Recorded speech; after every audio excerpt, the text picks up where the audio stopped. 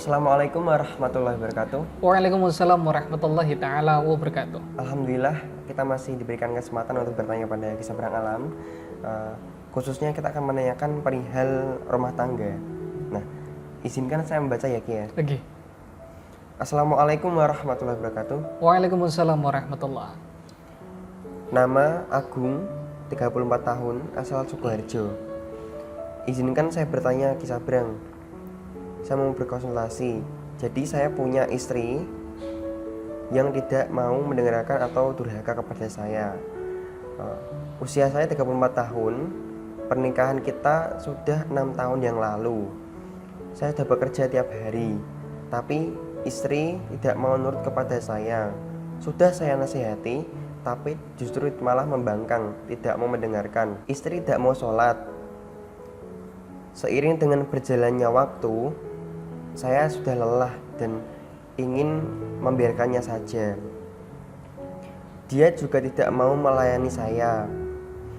Justru malah sering pergi dengan teman-temannya. Tidak mau mengurus pekerjaan rumah tangga dan justru malah malas untuk mengurus anak. Jadi saya harus bagaimana Kisah Berang? Terima kasih atas perhatian dan jawabannya. Wassalamualaikum warahmatullahi wabarakatuh. Waalaikumsalam warahmatullahi taala wabarakatuh. Seorang istri yang dalam hal ini kok sudah memiliki peranan yang kurang baik dan ciri-ciri yang telah disebutkan itu manaudzubillah. Hal tersebut merupakan ciri istri yang durhaka. Ya Allah. Ini istri seharusnya ada di rumah mengurusi anaknya. Bolehlah kalau nongkrong-nongkrong, kemudian sosialita. Tapi ada batasan waktu yang perlu diterapkan. Jika sampai lupa dengan suami, dengan anak, dengan kewajiban yang ada di rumah tangganya, seorang suami ini harus mengambil tindakan tegas. Tegas bukan berarti kita ini otoriter, bukan. Tegas ini tujuannya agar nanti sang istri memahami mengenai tujuannya, mengenai hakikatnya sebagai seorang istri itu yang benar itu seperti apa. Kalau mengalami hal semacam ini, hal yang pertama dijalankan yaitu memang pisah ranjang. Harus tegas, pisah ranjang. Mengapa kok pisah ranjang? Nanti kalau istrinya ngambek malah guling-guling begini-begini. Ya memang tujuan kita semacam itu. Kita itu memberikan shock terapi sama istrinya, biar istrinya benar-benar kaget, benar-benar memahami, agar tidak mengulangi akan hal yang buruk semacam ini. Baik. Kemudian misalkan kalau pisah ranjang itu seperti yang telah disyariatkan ya Kian.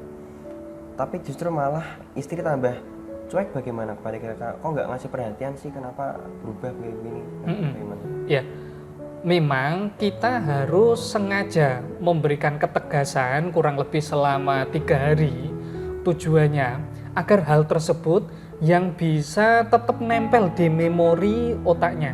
Karena seorang wanita itu kan bertindak berdasarkan perasaan. Jadi ketika melakukan hal macam ini lagi, nanti mereka berpikir, wah nanti kalau ayah marah lagi gimana? Lah memang semacam itu, kita memberikan shock terapi yang bisa nempel di hatinya agar tidak bisa mengulanginya kembali.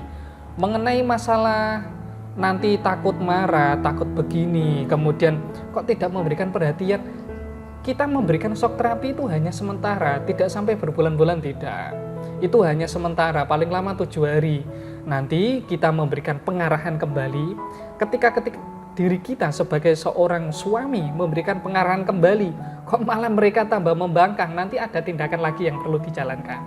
Baik, misalkan istri sudah sedikit sadar, tapi justru malah kembali lagi seperti yang awalnya, tidak mau mendengarkan dan membangkang, justru malah semakin durhaka karena begitu. Apakah ada cara lain? Ya, sebenarnya mungkin kalau istri-istri mendengarkan hal ini pasti saya dianggap mengajarkan kekerasan dalam rumah tangga mungkin.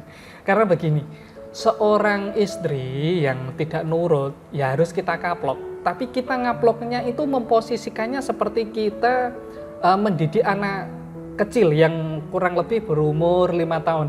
Kita ngaploknya ini hanya kaplokan untuk memberikan ketegasan, bukan tamparan ke muka, kemudian ke alat-alat vital yang menjadikan mereka lumpuh. Tidak semacam itu. Pukulan ini hanya untuk memberikan ketegasan. Kalau di zaman dahulu itu menggunakan semacam sapu. Kalau orang-orang Jawa dahulu, sapu kemudian memang langsung dipukulkan di bagian belakang, namun tidak sampai membekas. Jangan, kalau sampai membekas itu namanya zalim, karena tujuan utamanya untuk memberikan peringatan bahwasanya Dik, hal yang kamu lakukan itu salah kok Dik. Bukan karena ingin menyakiti, bukan, ingin memberikan ketegasan. Tegas dengan keras ini hal yang berbeda ya. Baik. Nah, kemudian misalkan saya adalah tipe orang suami yang halus dan lemah lembut dan tidak berani untuk melakukan atau memukul istri saya. Nah, adakah justru malah kalau istri saya pukul itu malah dia bisa saja meminta gugat karena mungkin ini sudah kelewatan kalau saya memukul. Nah, itu bagaimana? Ya, begini. Kalau untuk mengenai karakteristik seorang wanita itu memang berbeda-beda. Soalnya kalau seorang wanita yang pendiam itu malah ngeri loh, beneran. Mending kita mempunyai istri yang cerewet, malah bagus. Daripada pendiam, sekali mereka marah, itu kalau tidak pergi, mereka mengucapkan hal-hal yang begitu menyakitkan. Kalau untuk tradisi di Jawa itu dengan akhlak. Di Jawa itu biasanya dengan memberikan perhatian, kemudian memberikan hal-hal yang istimewa, spesial, kemudian apa yang menjadi keinginannya itu dipenuhi. Contohnya ingin jalan-jalan di sini, ingin memiliki ini ya sementara dipenuhi tidak masalah. Itu kalau di adat Jawa. Namun biasanya untuk hal ini tergantung dari karakteristik wanitanya masing-masing. Kalau nantinya kita menerapkan yang ada Jawa, ternyata istrinya tambah bandoling, tambah nakal, ini yang malah berbahaya. Jadi memang tegas itu penting, namun tujuannya untuk memberikan kesadaran, bukan untuk menyakiti hatinya ya. Ingat, tidak boleh nanti akhirnya menyakiti hatinya, mohon maaf, dengan mengatakan dia cok atau yang bagaimana, itu tidak boleh. Kita harus ramah, ya jangan mengatakan dia cok deh, ya jangan. Katakanlah hal-hal yang membuatnya sadar, membuatnya nyaman, meskipun nadanya cukup tinggi. Baik, kalau begitu ketika istri yang memang sudah pol begitu sampai pulang malam dan tidak mau menjalankan syariat agama seperti sholat atau mengurus anak, ini kan istrinya Pak Agung ini tidak mau mengurus anak, justru malah ketika Pak Agung pulang bekerja malah beliau yang mengurus anak. Ini bagaimana? Adakah cara yang untuk mengatasi ini? Ya, yang pertama ketika sudah pisah ranjang, sudah dipukul, kemudian tahapan terakhir antara pasrah sama mencari yang lain. Kalau bapak ini sabar, orangnya sabar, menunggu sampai kira-kira 1 tahun, ya silakan pasrah, semuanya pasrahkan sama Gusti Allah. Namun ketika Pak Agung ini beranggapan kalau saya begini terus nanti akan berdampak buruk pada anak saya, ya cara lain memang menggugat. Meskipun ini jangan sampai dilakukan, semoga hal ini tidak sampailah, subhanallah.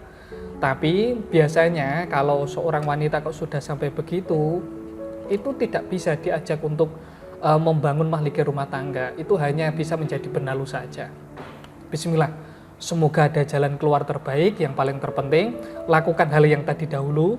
Ketika sudah dijalankan, kalau Allah belum memberikan jalan yang terbaik, nanti jalankan lelaku doa, bismillah, insya Allah hatinya bisa luluh. Baik, apakah dengan begini secara spiritual itu adakah energi atau mungkin suami atau istri seperti ini diganggu jin gitu? Apakah ada jin yang masuk ke tubuh istrinya atau bagaimana? Ya, kalau jin yang masuk itu pasti. Karena begini, yang pertama kan orangnya tidak mau sholat. Orang yang tidak mau sholat dan agamanya Islam sudah jelas-jelas mengiktikadkan hatinya dan pikirannya untuk Allah. Janjinya kan begitu, asyhadu alla ilaha illallah wa asyhadu anna muhammadar rasulullah. Tetapi kok ternyata mereka masih begitu, berarti ya memang ada jin fasik yang ada dalam otaknya. Maka dari hal tersebut, untuk menghilangkan akar jin fasiknya, salah satu caranya ketika istrinya bangun tidur, kita berikan air putih lah segelas, sambil kita bacakan doa tertentu, ataupun kita masukkan energi spiritual dari mustika semar kuning ataupun mustika jaran goyang, kita meminta sama Sang Yang Sejati, sama Gusti Allah, bismillah, istrinya luluh. Lakukan hal tersebut. Nanti bismillah kita berdoa, semoga ketika air putihnya itu masuk, luntur semua energi negatif yang ada, termasuk jin-jin fasik. Bismillah. Baik, terima kasih. Kalau begitu mungkin ada tambahan lagi dari Kisah Berang Alam. Nggih. Yang paling terpenting, jangan lupa berdoa. Doakan terus istrinya setiap harinya. Saya sendiri, ketika saya kan mempunyai muamalah ketika ba'da maghrib membaca Rotib Al-Hadad. Di Rotib Al-Hadad itu ada bagian doanya, wa ashabina wa ahbabina wa dzurriyyatina, untuk orang yang disayangi, untuk orang yang dicintai, untuk keturunanku. Jadi semuanya didoakan yang baik-baik. Kemudian di majelis saya memang ada sebuah doa nantinya, ya Allah, bagi istri-istri kami yang masih menuntut dengan tuntutan yang begitu tinggi, luluhkanlah hatinya. Memang kita tiap minggunya meminta hal tersebut karena kita tidak tahu yang membolak-balikkan hati manusia kan Allah. Jadi ketika diri kita sudah menyadarkan sama Allah, bismillah, tidak dalam waktu lama, 7 hari insya Allah luluh. Bismillah. Masya Allah. Baik, kalau begitu terima kasih. Mungkin itu saja, semoga terjawab ya Ki dari Pak Agung. Sekian dari Kisah Berang Alam dan saya. Semoga bermanfaat bagi semuanya dan Pak Agung khususnya. Wassalamualaikum warahmatullahi wabarakatuh. Waalaikumsalam warahmatullahi taala wabarakatuh.